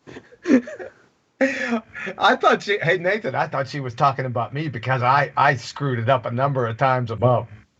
Yeah, I was reading it and you were changing the tense. Yeah, I did it. I know, I read it. That's funny. Yeah. And then when she said that, I said, oh man, she's talking about busted. Yeah, me too. I was cringing. I was thinking, God, this is me, isn't it? Yeah. Anything else on here? I don't think so. I think it's time to move on. Well, we're not going to move on too far, and we are going to wrap it up with this topic because we've been going now for it'll be coming up on 2 hours. But so I think we're going to wrap it up with this topic. Is my screen still up? Yeah, you're still up. let's expand on this a little bit more. We're going to go over a little bit again for another point. So again, natural world from Merriam-Webster. All of the animals, plants, and other things existing in nature and not made or caused by people. Oxford Dictionary's natural, existing in or derived from nature, not made or caused by humankind. Natural from vocabulary.com, something that comes from nature rather than being man-made. And from Cambridge, natural, from nature, not artificial or involving anything made or caused by people. So, let's just for argument's sake, let's entertain the Sperfer's argument and allow man-made objects as natural phenomena and see how it shakes out, right? Let's just do it. Let's put a man-made object as the dependent variable. Before we do that, let's stop at Kennesaw State and discuss a law versus a theory. A law describes what nature does. A theory explains how nature works. These are very important. Descriptions versus explanations. Descriptions are always about the what or the is. The explanations are always about the how and the why. Everyone got that? That's going to be a lesson that's going to be a repeating refrain over the next few weeks. But to the main point. So brain surgeons, are they talking about lawnmower theories and toaster oven laws? Or pendulum theories? Or is it pendulum laws? How about bowling ball theories or bowling ball laws? You see, when I go through Google Scholar, I am just overwhelmed with all the scientific theories I have to go through with bowling balls, toaster ovens, refrigerators, axles. I'm just overwhelmed in natural science with that. You'd fail 5th grade general science. Period, ballers. But we already knew that a long time ago, didn't we? I'm just exposing it systematically. How you like me now? Furthermore, as we'll see below, the entire goal of the scientific method is to elucidate or reveal cause and effect relationships. That's the entire goal of the scientific method. Well, aren't man-made objects caused by man? Eh? Then pray tell, why would we need to scientifically investigate them then? We already know the cause. My word. Let's keep it simple. A 2-step algo for you. Step number 1 is the inquiry concerning A, nature, or B, a man-made object. If it's B, then it isn't a valid scientific inquiry. If it's A, continue to step 2. Step 2 is the inquiry, i.e. the effect. A, cause and effect question, or B, a what is question. If it's B, then it isn't a valid scientific inquiry. If it's A, then proceed to the first step of the scientific method. And remember, from the University of Rochester Physics Labs, the scientific method distinguishes science from other forms of explanation because of its requirement of what? Systematic experimentation. It's required. That means you can't have science without experiment because it's required. It's part of the scientific method. Now, we are going to stop right here for today. So this presentation is going to be in 3 or 4 parts.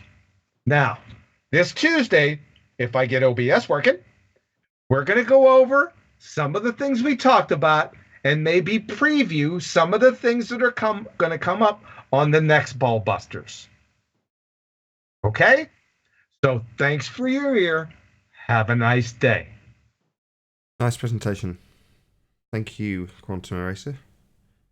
So I'm happy to go for about 10 more minutes live if we've got any further comments, and then plug the hell out of the Flat Earth debate, which is starting in 10 minutes over on Nathan Oakley 1980. But before we do, Any comments from anybody, first and foremost, on the Ballbusters panel? We'll open the mic on Discord if there's anything anybody that in there wants to add as well. Not for me. You guys did well with your phenomenon and phenomena. Congrats. I remember having a lot of trouble with these kind of details, but it took some time. It also was because I was biased at the time, still clinging on to gravity. So, but since that's gone now, yeah, this is all very perfectly clear to me. Thanks for sharing your pain. Anthony, Rantini?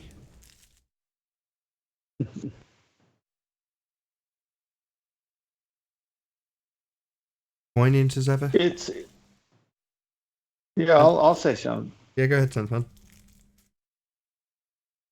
It's so clear.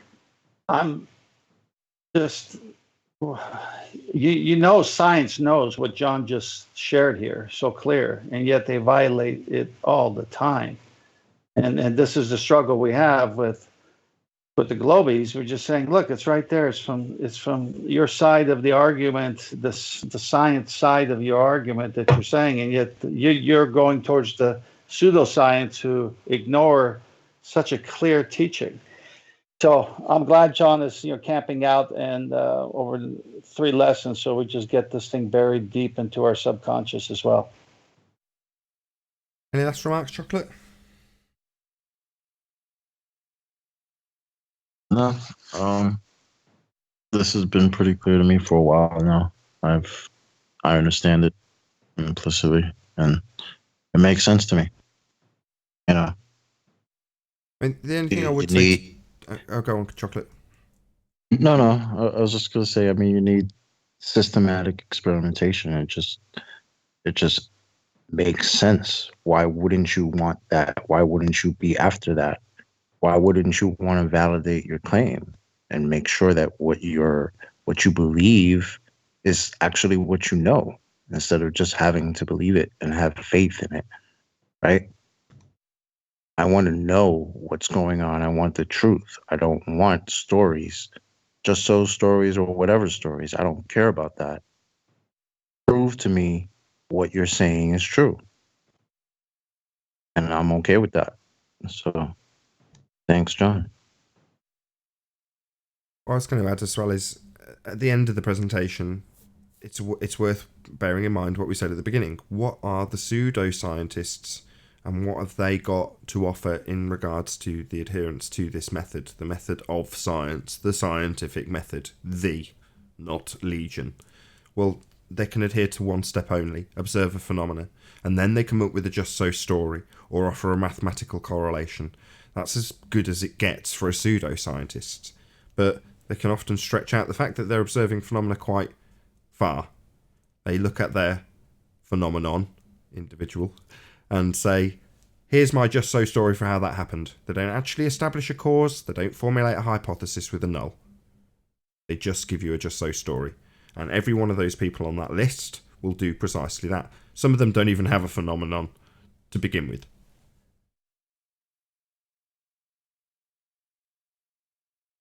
Yeah, good presentation. Any more? Is that where we round out the live show? Finally hear something from Discord? 4 more hours. maybe. That I will say.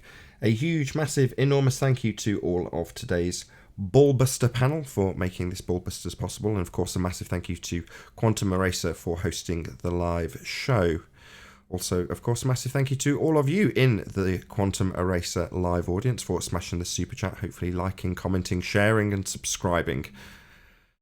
If you are in need of something to do after this live show has ended, then go to nathanoakley.com and check out the Flat Earth Debate Forum, or go to Nathan Oakley 1980 YouTube channel and check out Flat Earth Debate Uncut and After Show, which is starting in about 2 minutes from now. I will put a link in the chat as the show rounds out.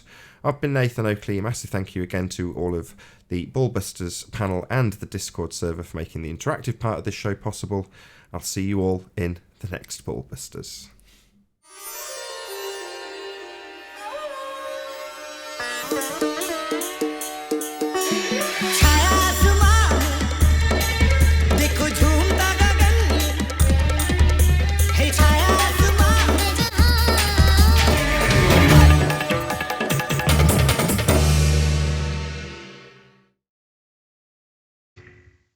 Okay.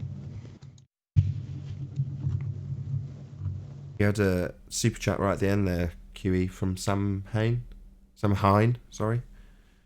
Right. You know what? I'm working on that. Because I need to be able to see them. I need to be able to interact.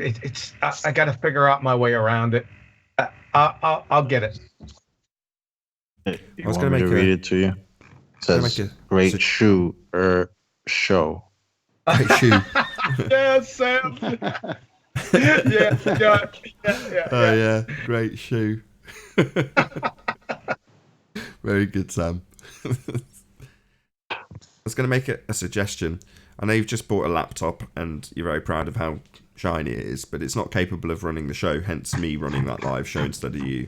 What I might suggest, John, is over the next week, I might get you to set up a GoFundMe for like a meager amount. So I chatted with Sleeping Warrior about this, and he seems to think that for around $400 or $500, you can put together a tower instead of the laptop that you've got now, and that would be capable of making you actually run the show. I appreciate you haven't got the budget to do it, but my suggestion would be I'll show you how to, well, I don't actually know, I've never done a GoFundMe, but maybe get Ranty involved and get him to show you how to set up a GoFundMe for maybe $400 or $500, and that'll hopefully put you in a position where you can actually run the show rather than me. But I wouldn't have thought with a bit of plugging on the debates, and this will require you doing this though, so with your laptop, actually doing as Ranty did and running the what did he call it? What did I call it from Ranty-a-thon? So for you, it'd be a QE-a-thon, but a QE-a-thon for a GoFundMe. How does that sound? Does that sound like something you might be willing to do? Yeah, I think it's a great idea. I bought a new laptop not that long ago. Of course, I didn't have a channel wasn't in my thinking, right? I just wanted to get a new laptop, and it's a great laptop, right? However, it's not great for OBS and running all the it just can't. The clock speed's too slow. I'm at 1.7 gigahertz. I think the minimum requirements. Yeah, I know you're laughing. I get it. I've heard wow.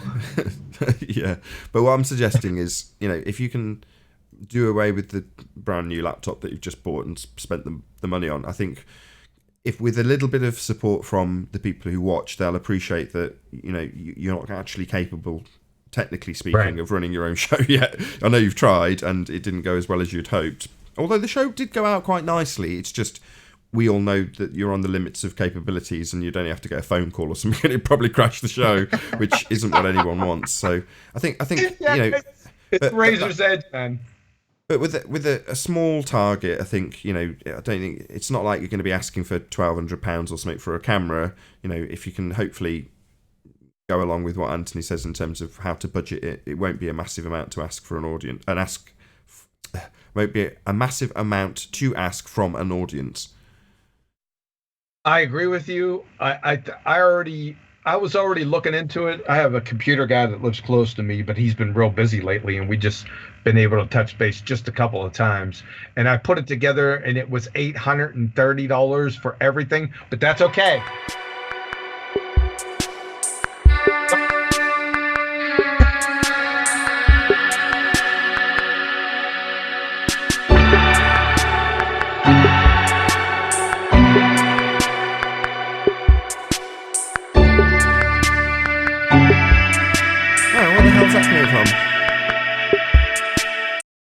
Can't figure out where that's coming from. Sorry. Obviously the debate started. It didn't take long for that phone call. I was like, what? I'll have to figure out where it is, because at the moment I've had to I'm about to mute the Discord. We're line. about to be premiered, guys. God. I not only get cut off by all my friends, right? And then Nathan cuts me off at least 20 times during the week with the after show. I start talking, I get cut off with this. I'm my own Yeah, whatever you say. No, I found it. Okay, listen, Nathan, I thought that was a great idea, even though it's going to cost, I need to get it. So it's going to be over 800, no problem. And I think you're right. The goal should be 500. I'll go with the extra 350, but I got to do it. I have no choice. I'm not going to be able to run the show without it. So I just got to do it. And thank you. That's a great idea. I think we should run with it. Well, it's something that would benefit me because at the moment I'm basically running your live show, which is fine. It's to all intents and purposes always been your material on it anyway. So you're doing the most of the donkey work, but it just, there's a certain magic to, and you've done it, to pressing the go button yourself and having control of the show.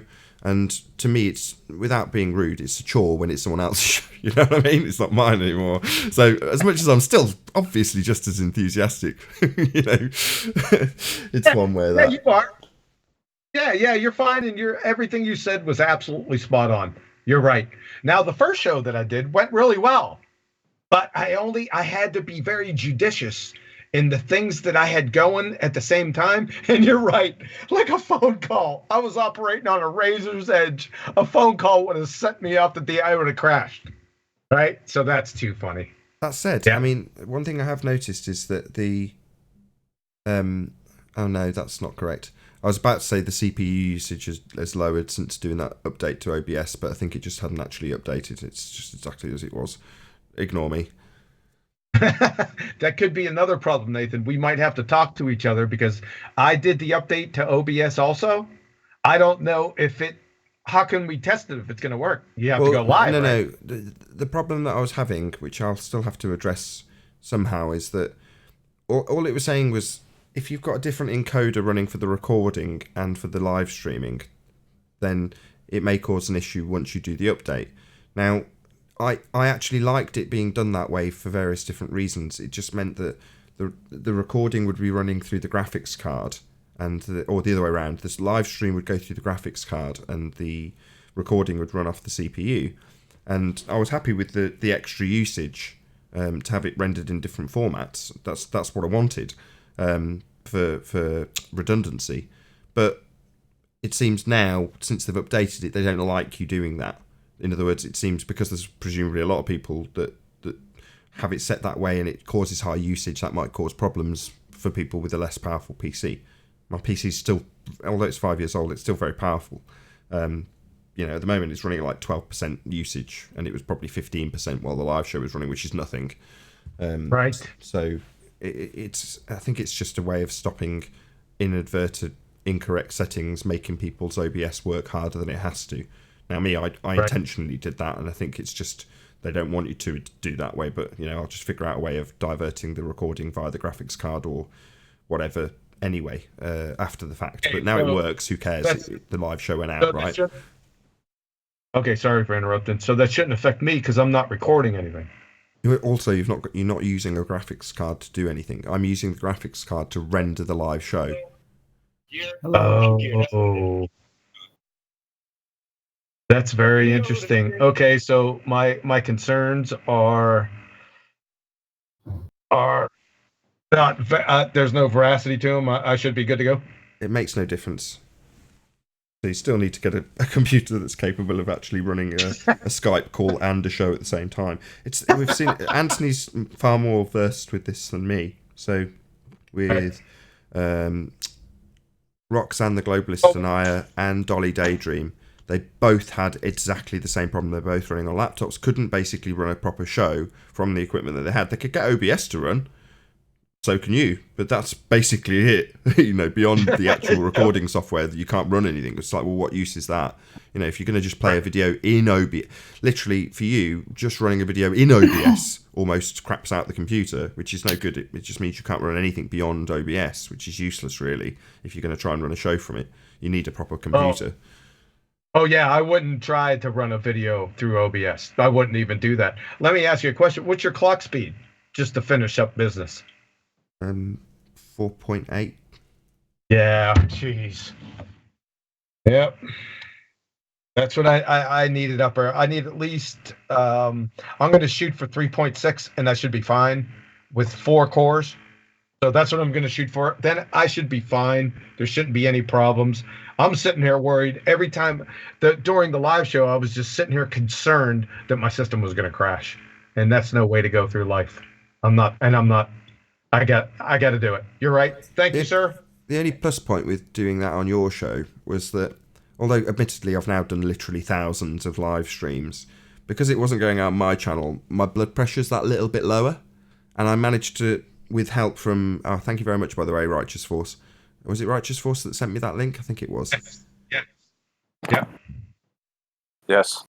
Thank you very much for that, because although his solution wasn't my solution, his solution was for the recordings, and my issue was actually for the streaming section. But it was enough information to put me on the right track to figure out the problem. And because, like I say, it wasn't going out live on my channel, I was relaxed just enough to cope with that on the fly. And that's a new issue. And I've dealt with all sorts of things just before live shows. You know, doing them daily, you're going to have issues. But that was a new issue. And I'm quite proud of myself that I managed to actually solve that with a little bit of help from you, Righteous. So thank you very much for that. No problem. You're welcome. Appreciate that, Righteous man. But it's stressful. You know, you wouldn't think it. It's just, you know, right, I'm sat here in my sofa. I'm in my lounge. It's nice and comfy. Kids are all asleep. It should be relatively stress-free, right? No, it isn't. Running a YouTube show is not stress-free by any means. Now, I'll tell you what, I don't think people understand what it takes to do it. I never did. I'll tell you that much. I just took it for granted. I said, Nathan, there you go. You can handle this. I thought it was easy. Oh, no. I got it up close and personal over the past 2 weeks. There's a newfound respect for YouTube providers from me. Well, do you remember there was a few occasions where you're like, well, can you play this video for me? And I'd be like, oh, God. And, you know, I understood why I'd get exasperation from the person who's just asking. It just seems so simple, right? Just play this video for me.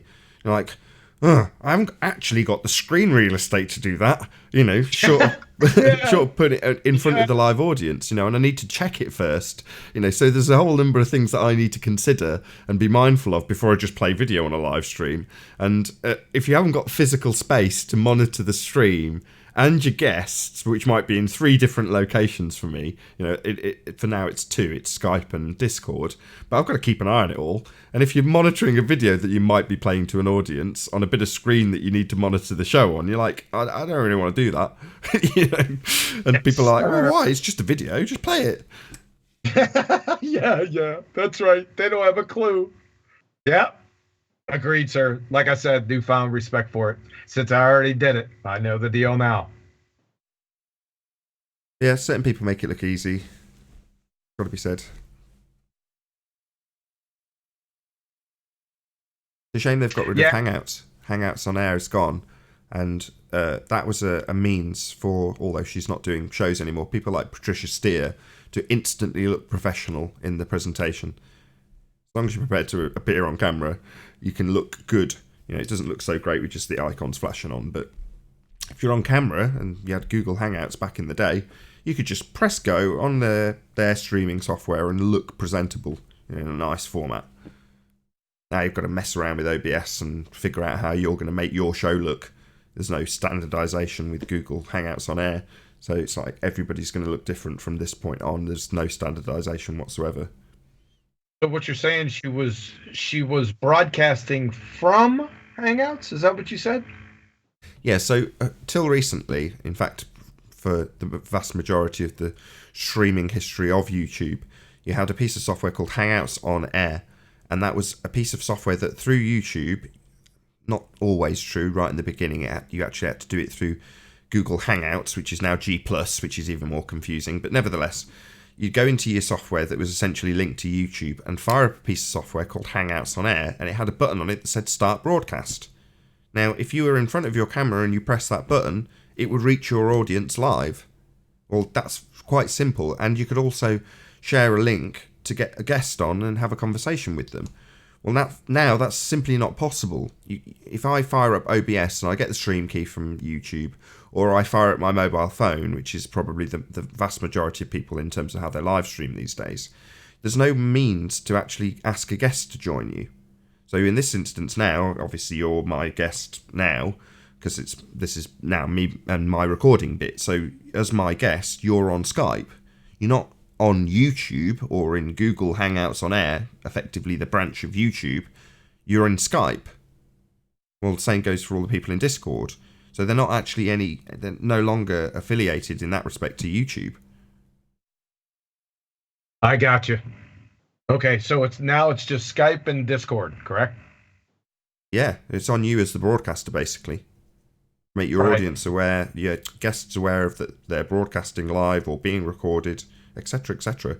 Whereas previously in Hangouts you had a little disclaimer. It was much more coherently laid out for their broadcasting purposes, but they've just got rid of that. So your average newbie who doesn't know how to use Discord, doesn't know how to use Skype, doesn't know how to use Hangouts, YouTube in terms of broadcasting, there's no easy, quick route of just being able to do it. Right, got it. Okay. Hey, give me 5 minutes. I'll be back in 5. Yeah, sure. I'm going to round out in 10. Why'd they get rid of it? Go ahead. Why'd they get rid of Hangouts? I don't know. I've no idea. Perhaps because people kept showing their keys for the show and getting pornography played on YouTube. Perhaps. It could have something to do with it.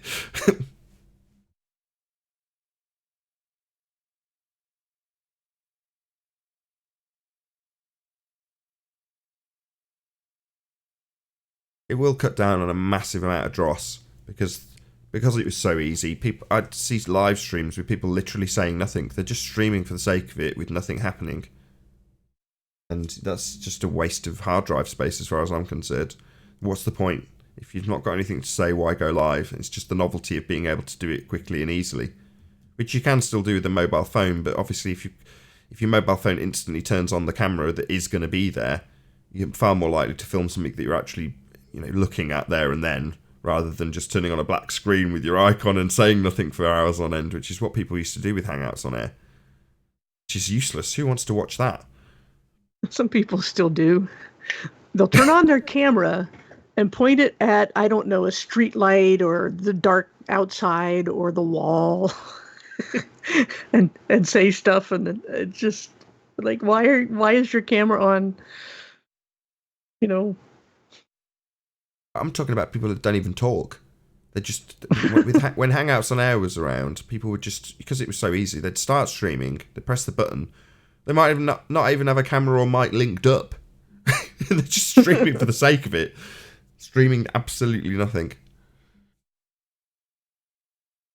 Yeah, I'm sure space isn't YouTube's problem as far as that goes. And for Google or Amazon, they have, what is it, like floating barges full of servers and things that get their energy from the waves, and what the powers that be want is total saturation of all events, all anything anybody says or does, their appliances, their shopping habits, and they know they got to have places to store that stuff, so they are already all over that, or they wouldn't have the ability to eavesdrop like they do and have total surveillance. So I'm sure space isn't their problem, but even they probably have some sort of standard where this information is useless and we have to plow through it anyway, even though we have AI doing it. They probably still are like, yeah, let's weed out the bottom feeders, so to speak, who do what you were just describing. Right. That and maybe the openings that were left in the program for people to join and play porn would also be a key factor to stopping people using it. Well, Half Man wants to say space isn't their problem, but space is their problem. Boom, boom. Dad joke. As profound as he is funny. Mic check. Hello. Hey, I had a question. Go ahead. It pertains to natural phenomena. phenomenon, pardon me, optical phenomenon would be a natural phenomenon that you could do a experiment on, correct? Like, let's say a mirage, right? Yeah, sure. You can try and validate the cause of that effect. Absolutely. Scientifically. Yeah. All that science is doing is trying to establish what causes the effect that you're observing. So, what is the cause of that phenomenon? Bingo. Well, I'm sure we could do tests on that with putting different particles in the air, have it in a sealed environment, and introducing multiple atmospheric variations to it. Well, no. And light waves, right? Unfortunately not. So, if you're trying to establish the cause of the effect, you want a single independent variable, the one thing that you will vary to cause the effect. Now, if it's consisting of multiple different aspects, then you can still put it through the scientific method. That's where you get your theories from. So there's things that don't just have a single cause. Well, those things are still within the parameters of science, but you just have to formulate your methodology to study a single aspect or a single phenomenon at a time. Yes, and that would be. Oh, I'm sorry. That's it. As long as you can come up with a theory of Planck growth. I was going to say, that's where your control variables come in, right? And then you would just test each one individually.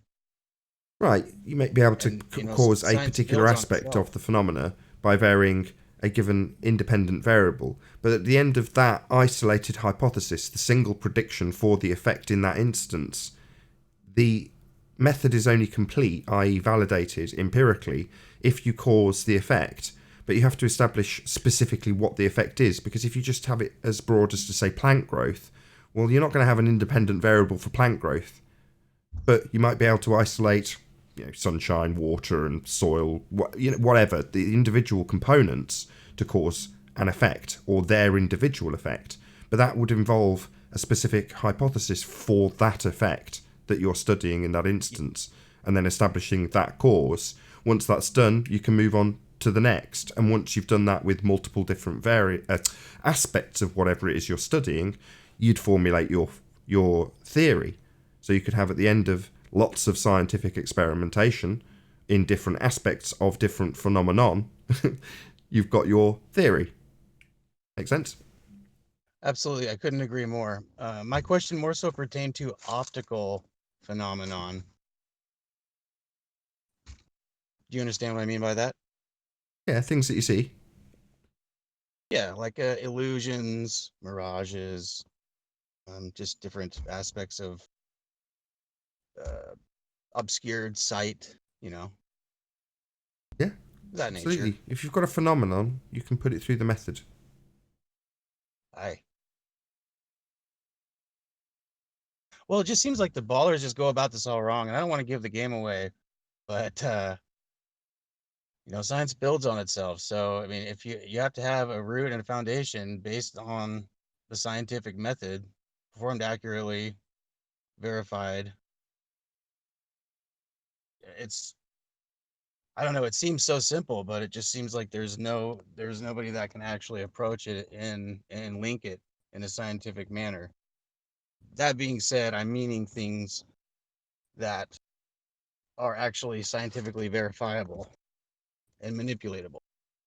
Thanks. Right on. Well, that's the most important part, right? To manipulate it, right? Yeah. After you see it, you want to manipulate it to be able to establish the cause of the effect. If you just see it, what are you doing with that? Well, yeah, there's certain criteria that you have to meet to be an independent variable. Well, number one, it has to be real. Number two, it has to be physically variable and manipulatable by you, the researcher. And three, it is your independent variable in the hypothesis, i.e. is your presumed cause of the phenomena that you study at step one. So once you have that phenomenon pegged down, you can say, This is what I assume is the cause, also known as your independent variable. But that must be real. You're not going to cause it with time. Number 2, it's got to be physically manipulatable. You've got to be able to adjust it, vary it. It's a variable. And number 3, like I say, it's going to form half of your hypothesis. It's going to be your presumed cause, your independent variable in that scientific prediction that's going to be put forth to see if that presumed cause, the real thing that you will physically manipulate, actually causes the effect. Any more? Because I'm going to round out this after show as well now. Any more for any more?